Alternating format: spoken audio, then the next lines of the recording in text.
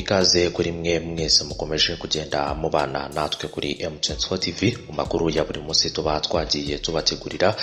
Mwese mbahaye ikaze nanabifuriza gukomeza kugira ibihe byiza aho muba muherereye hose. Buri muntu wese uba wagize uruhare mu nkuru zacu ziba zagiye zitambuka, mwese turabashimira cyane ndetse tunabashishikariza gukomeza gukora kuri subscribe ndetse mukananyeganyeza akazogera kugira ngo muba mbere mu kuba mwabona inkuru zacu kuri channel ya M24 TV. Mu minsi yashize ubwo rero muri Repubulika ya Demokarasi ya Congo hatangiraga kuvuga ibijyanye n'imitwe yitwaje intwaro ndetse n'irimbuka ry'iyi mitwe yose, bamwe mu bayobozi bayo bakagenda bihicwa. Hari benshi rero bakomeje kugenda bavuga iby'Abakomando b'u Rwanda ngo bivugwa ko rero baba bari muri Congo. Leta ya Congo rero ikaba yagize ikivuga ko Abakomando b'u Rwanda bivugwa ko rero barimo kurwanira ku butaka bw'igihugu cya Repubulika Iharanira Demokarasi ya Congo. Ibi ngibi akaba nicyo tugiye kurebera hamwe muri iyi nkuru, akaba rero ari amwe mu makuru ngiye kukugezaho, dore ko rero ubutegetsi bw'u Rwanda bwakomeje kugenda bubihakana, ariko rero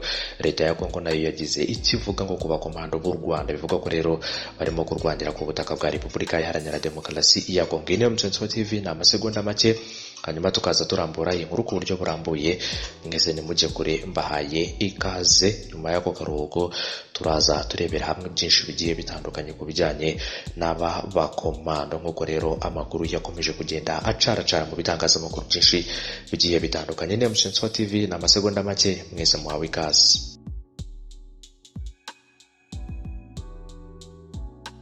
Ku bijyanye rero n'ibi byakomezaga kugenda byibazwa niba hari abakomando b'u Rwanda rero baba bari muri Repubulika Iharanira Demokarasi ya Congo. Leta ya Congo yanyomoje amakuru yavugaga ko rero hari ingabo zidasanzwe z'u Rwanda zinjiye ku butaka bwayo mu rugamba rero rugamije guhashya imitwe y'inyeshyamba irimo na FDLR. Ni nyuma rero yaho impuzamashyaka MRCD isohoreye itangazo itabariza impunzi z'abanyarwanda ziri muri Congo, ivuga ko rero zigiye kugabwaho ibitero n'ingabo za leta y'u Rwanda zinjiye muri Congo ngo zambaye imyenda isa n'iy'ingabo za Congo. Guverineri w'intara rero ya Kivu y'Amajyaruguru wo bita Karinzanzu Kasivita yatangarije rero radio Ijwi rya Amerika ko ibyavuzwe by'ingabo z'u Rwanda zinjiye muri Repubulika ya Demokarasi ya Congo nta shingiro bifite, ahubwo ko ziteranywa n'abavuga ikinyarwanda babarizwa muri iki gihugu. Yagize ati ukuri nuko muri Kivu y'Amajyaruguru dufite abantu bavuga ururimi rumwe n'abaturanyi bacu bo mu Rwanda. Aba yaravuze ati birashoboka rero ko abantu babitiranye babonye umuntu wavukiye i Rucuro na Masisi kubera ko bavuga ikinyarwanda, abantu bashobora kuvuga ngo babonye abasirikare b'u Rwanda. Yakomeje avuga ko n'amakuru menshi bagiye bumva ko rero ingabo z'u Rwanda, u Burundi, Uganda na Tanzania zizinjira muri Congo gufasha iz'iki gihugu FARDC mu rugamba rwo guhashya inyeshyamba atariyo habe na gato. Amakuru rero bakaba bayahakana hariya muri Repubulika Iharanira Demokarasi ya Congo. Ati rero ni impuha zitambuka ku mbuga nkoranyambaga. Ati rero Repubulika Iharanira Demokarasi ya Congo yafashe umwanzuro ko nta ngabo rero z'amahanga zizinjira mu gihugu zije guhiga aba FDLR cyangwa aba ADF naru cyangwa indi mitwe yitwaje intwara, ariko rero duhane amakuru y'iperereza.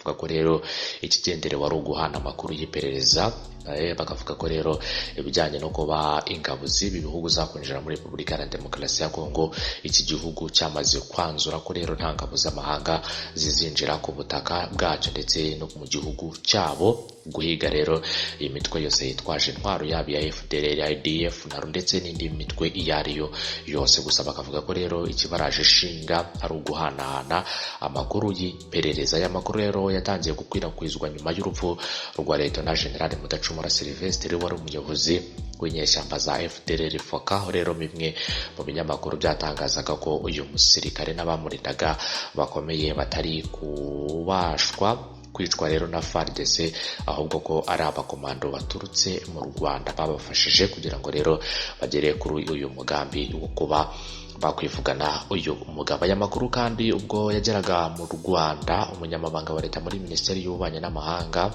umuryango wa Afurika y'Uburasirazuba akaba ari Olivier Nduhungirehe akaba rero nawe yaranyomoje aya makuru agahakana avuga ko nta ngabo z'u Rwanda zari muri Repubulika ya Demokarasi ya Congo ubwo Lieutenant General Mudacumura yicwaga. Gusa akavuga ko rero ari inkuru nziza kuba uyu mugabo yarishwe, ariko akavuga ko rero nta bufatanye bw'ingabo za Congo n'iz'u Rwanda bwigeze bubaho mu kuba rero uyu mugabo yakwicwa. Akavuga ko ibi byose byakozwe n'ingabo ndetse n'igisirikare cya Repubulika Iharanira Demokarasi ya Congo, akaba ari FARDC. Ku ikubitiro rero igisirikare cya Congo kikaba cyaje kwigamba kumuhitana ubwacyo, kivuga ko ari umutwe wacu wa gisirikare, umutwe witwa Hibo Special Force wamwishe, ndetse na nyuma hicwa General Afrique Jean Michel wayoboraga umutwe wa Rudi Runana urwanya leta y'u Rwanda, n'abandi benshi rero bamaze gufatirwayo hariya muri Repubulika Iharanira Demokarasi ya Congo. Nyuma rero yo kwicwa kwa Jean Michel Afrique, ubu ngubu ku munsi w'ejo naguteguriye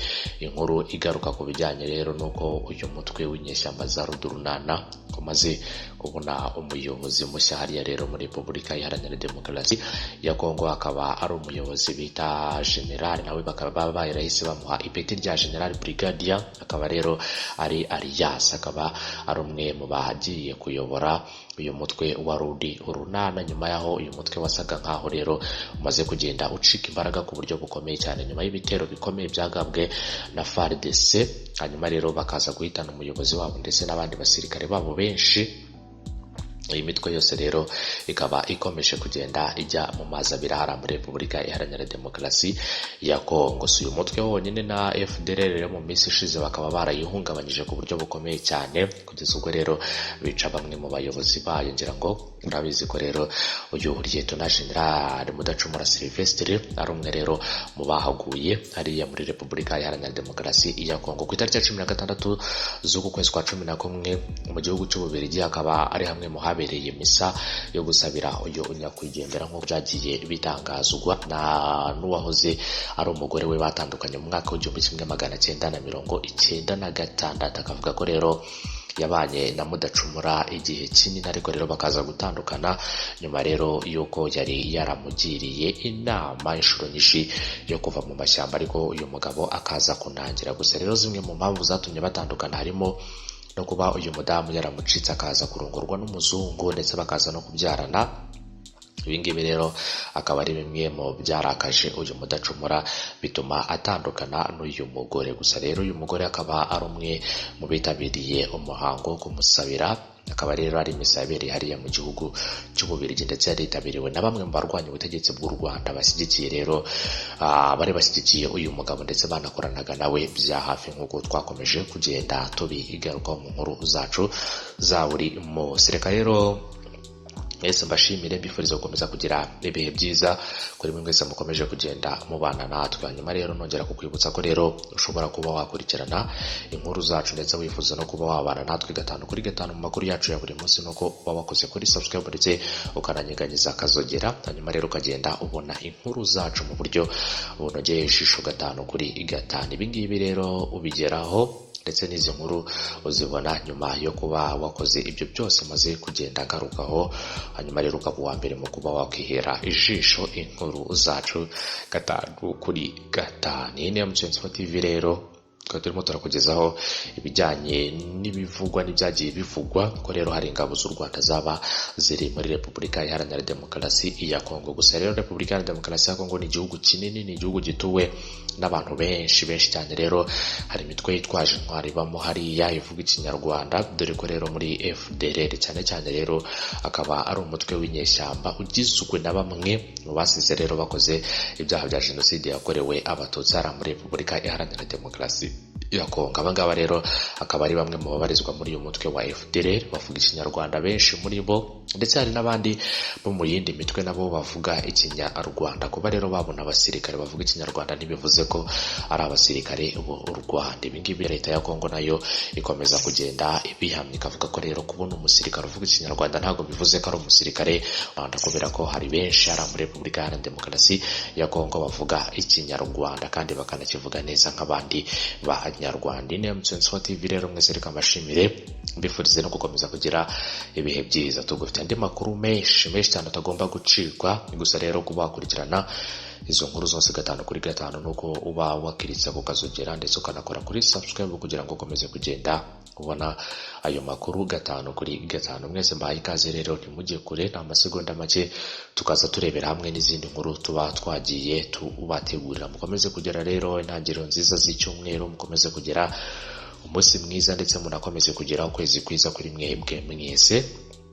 Abagize ibyago rero mukomeze kwihangana, n'abandi mwese muba mwagize isabukuru y'amavuko mukomeze kugira ibihe byiza, ndetse munakomeze kugenda munogerwa n'izindi gahunda, cyane cyane rero ku bakunzi ba M24 TV, cyane mu makuru yacu ya buri munsi tugenda tugutegura. Mukomeze kugira ibyiza, inkuru zacu nakagaruka. Bye bye.